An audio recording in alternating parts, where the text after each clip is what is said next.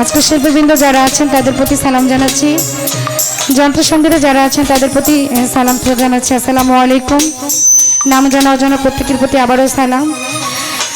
আমার বাউল গানের শিক্ষাগুরু যিনি, যেনার চরণধুলি মাথায় নিয়ে দেশ বিদেশে ঘুরে বেড়ায়, আমার বাবাজি আমির দেওয়ান, ওনার প্রতি ভক্তি শ্রদ্ধা জ্ঞাপন করছি।